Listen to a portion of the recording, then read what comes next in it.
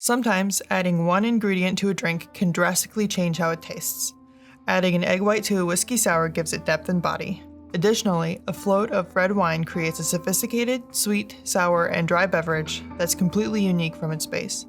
The New York Sour is a classic cocktail twist everyone should experience.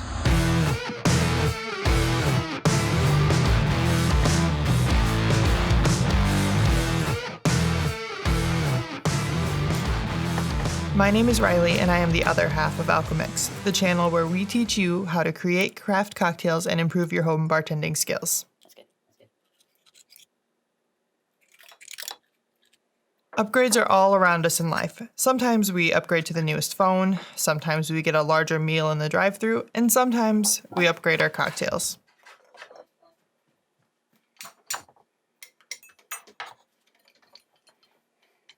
Most of the time, upgrading a cocktail is done by changing the spirit from rail to your favorite premium liquor. And sometimes, like with a New York Sour, you add another ingredient and make something completely different.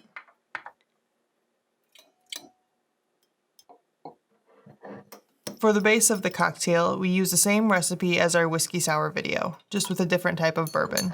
You can use whichever one you want, I just happen to like Larceny, so we went with that one today.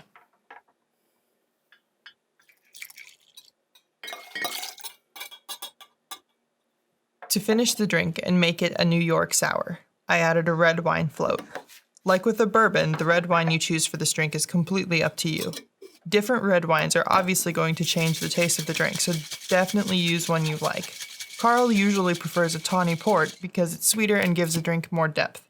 But today we're using Park Farm Winery's Prairie Reserve, a local Iowa wine that tastes similar to a Malbec or a Merlot. Floating the wine on top of the drink gives a cocktail a level of sophistication and provides a great taste. You get the wine flavor with your first sip, which then blends nicely into a whiskey sour flavor that comes through.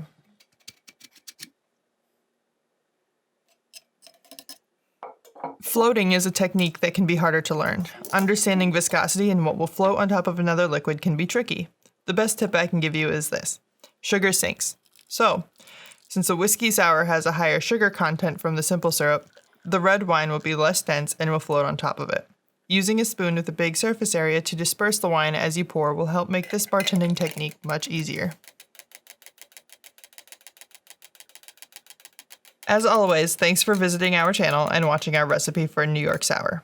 We would appreciate a like and a subscribe to Alchemix and come back every Tuesday for a new video. You can find out more about each recipe on our website, alchemix.bar. The world is your martini glass. Shake things up.